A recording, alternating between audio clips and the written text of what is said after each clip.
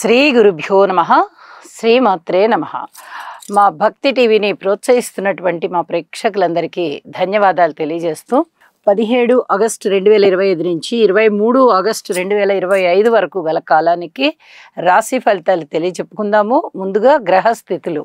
వృషభంలో చంద్రుడు ఉచ్చులో, అలాగే మిథున రాశిలో శుక్ర గురులు, కర్కాటక రాశిలో బుధుడు, సింహరాశిలో రవి కేతువులు, కన్యరాశిలో కుజుడు, రాహువు గారు వచ్చేసి కుంభరాశిలో, అలాగే వక్రించిన శని గారు మీనరాశిలో.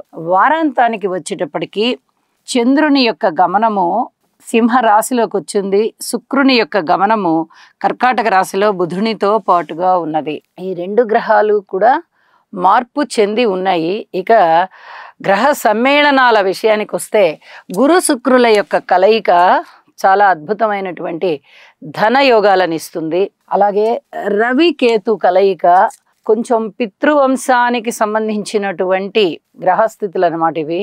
వీలైనంత వరకు పితృదేవతలని తలుచుకోవడం, అంటే గతించిన పెద్దలని తలుచుకోవడం, వారిని స్మరించుకోవడం, వారికి ఏదన్నా కొంచెం తర్పణం విడవడం, వారి పేరుతో అన్నదానం చేయడము, ఇలాంటివి చాలా చాలా మంచిది. ఇక వారాంతానికి వెళ్ళేటప్పటికి బుధ శుక్రుల కలయిక జరుగుతుంది. ఇది బుధ శుక్రులు ఇద్దరు కూడా చాలా సున్నితమైన ప్రవర్తనతో ఉంటారు. వారి యొక్క కలయిక అంత మంచిగా ప్రవర్తన నిదానంగా ఉండేటట్టుగా చేస్తుంది. ఇక చంద్రుని యొక్క కలయిక కూడా రవికేతువులతో పాటు వచ్చి ఉంది. ఇది అమావాస్యను సూచిస్తూ ఉంటుంది. త్రయోదశి, చతుర్దశి, అమావాస్య, పాడ్యమి ఈ 4 తిథుల్లోనూ ఏ 2-3 తిథుల్లో అయినా కూడా చంద్రుడు రవితో కలుస్తూ ఉంటారు.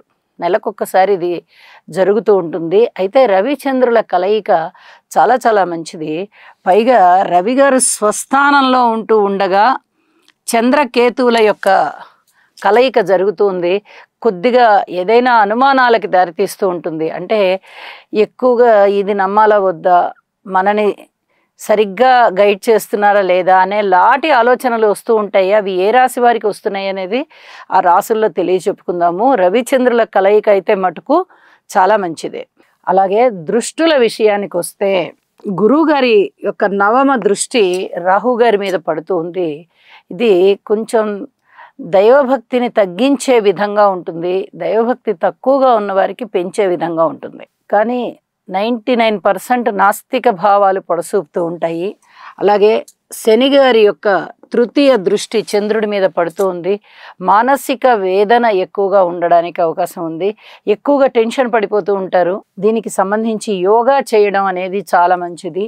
ఇక కుజుని దృష్టి శనిగారి మీద, శనిగారి దృష్టి కుజుని మీద.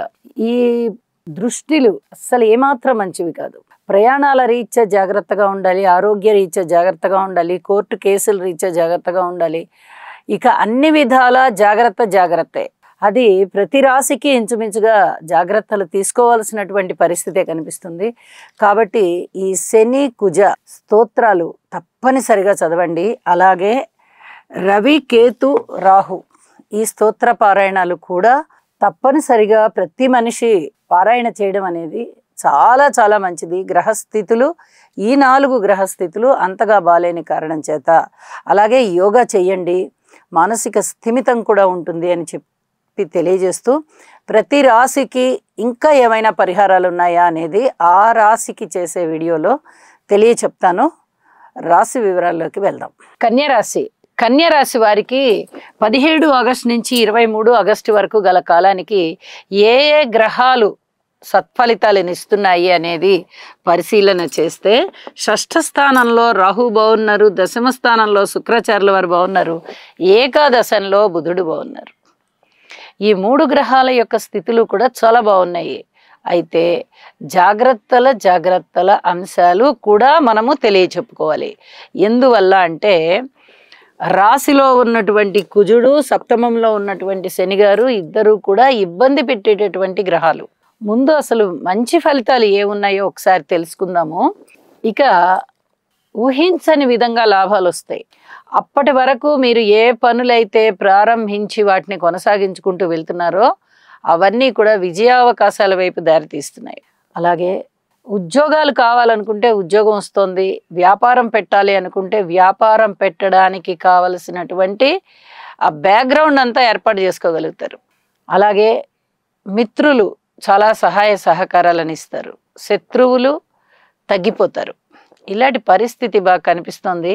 రుణాలు బాగా దొరుకుతాయి, పాత రుణాలని తీర్చగలుగుతారు. అలాగే ఉద్యోగ జీవితం కాస్త సంతృప్తికరంగా ఉంటుంది. ఊహించని విధంగా ధన ఆదాయం చేతికి వస్తూ ఉంటుంది.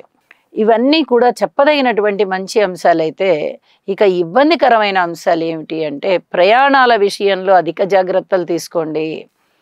నడుస్తూ ఉన్నప్పటి దగ్గర నుంచి నడక లేదా వెహికల్, మీరు సెల్ఫ్ డ్రైవింగ్లో ఉన్న, ఇతరులు డ్రైవింగ్ చేస్తున్నప్పుడు మీరు వెళ్తున్నా, అది ఏ రకమైన వెహికల్ అయినా అవ్వచ్చు, లేదా ఏ రకమైనటువంటి రవాణా సాధనమైనా అవ్వచ్చు. రైలు అవ్వచ్చు, విమానం అవ్వచ్చు, ఓడలు అవ్వచ్చు, లేదా కాలినడక అవ్వచ్చు, లేదా 2 వీలర్ 3 వీలర్ ఇలా ఏదైనా అవ్వచ్చు. అధిక జాగ్రత్తలు తీసుకోండి. ఇది చాలా చెప్పదగినటువంటి సూచన. వీలైతే శని కుజ జపాలు కూడా చేయించుకోండి. అలాగే స్తోత్ర పారాయణాలు చేసుకోండి. ధనము ఎక్కువగా ఖర్చు అయ్యే పరిస్థితి కనిపిస్తుంది. ఔషధ సేవ కనిపిస్తుంది. ఈ పొట్టకి సంబంధించి నొప్పులు ఇలాంటివి ఏమన్నా, గ్యాస్ ట్రబుల్స్ ఇలాంటివి ఏమన్నా ఉండేవి కనిపిస్తున్నాయి. దెబ్బలు తాకి రక్తస్రావం అయ్యేది కనిపిస్తుంది. ఇలా ఏ రకమైనటువంటి ఇబ్బందులైనా ఉండడానికి అవకాశం ఉంది. కాబట్టి జాగ్రత్త, ఇది తప్పనిసరిగా పాటించండి. ఇక గృహంలో ఐకమత్యత ఉంటుంది. అన్నదమ్ముల యొక్క సహాయ సహకారాలు లేవు, కోర్టు కేసులు ఉండడానికి అవకాశం ఉంటుంది, లేదా పెద్ద మనుషుల పంచాయతీలు ఉండడానికి అవకాశం ఉంటుంది. గృహము విషయంలో మీరు అనుకున్నటువంటి మరమ్మతులు చేయించుకోవడం కానీ, లేదా నూతన గృహాలు కొనుగోలు చేసుకోవడం కానీ, వాటికి సంబంధించిన పనులన్నీ చురుగ్గా జరుగుతాయి. సంతాన రీత్యా పూర్తిగా ఓర్పు కలిగి ఉండాలి. అలాగే వ్యాపార భాగస్వాములు కానీ, జీవిత భాగస్వాములు కానీ, ఎవరితో అయినా సరే పూర్తిగా ఓర్పు కలిగి ఉండండి. ఇది చాలా చాలా చెప్పదగినటువంటి సూచనగా తెలియజేస్తూ ఉన్నాను. పబ్లిక్ రిలేషన్స్లో కూడా ఎక్కువగా మాట్లాడి మీరు ఎదుటి వాళ్ళకి మీ విషయాలన్నీ కూడా చెప్పవద్దు అని చెప్పి తెలియజేస్తున్నాను.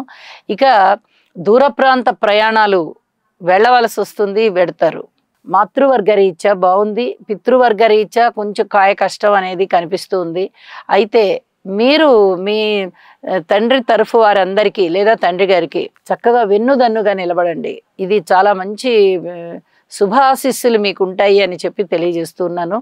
విద్యార్థుల విషయం చాలా బాగుంది, వ్యవసాయదారులకి చాలా బాగుంది, స్త్రీలకి చాలా బాగుంది. ఇవన్నీ కూడా మెచ్చుకోదగ్గ విషయాలుగా తెలియజెప్పచ్చు. శుభ ఫలితాలు కలుగుతున్నాయి అని చెప్పి తెలియజెప్పచ్చు. ఇక వారాంతంలోకి వెళ్ళేటప్పటికీ లాభస్థానంలోకి శుక్రాచార్యుల వారి ఆగమనం కూడా జరిగింది. అత్యద్భుతమైనటువంటి వస్త్రలాభాలు, వస్తులాభాలు, ధనలాభాలు, ఊహించని విధంగా అన్ని రకాలైన లాభాలు ఉంటూ మీ ప్రవర్తన కూడా చాలా చాలా బాగుంటుంది. ఇది కూడా చెప్పదగినటువంటి అంశంగా తెలియజేస్తున్నాను. ఇక మానసిక వేదన లేకుండా ఉండడం కోసం యోగా చెయ్యండి. ఇది చాలా చెప్పదగినటువంటి సూచన. అతి త్వరలోనే గురువు గారి యొక్క రాశి సంచార మార్పు తన యొక్క ఉచ్చ రాశిలోకి రాబోతూ ఉన్న కారణం చేత, కన్యా రాశి వారికి అది లాభస్థానం అవుతూ ఉన్న కారణం చేత అనేక రకాలుగా మానసికమైనటువంటి శాంతి కలుగుతూ అభివృద్ధి కలుగుతుంది.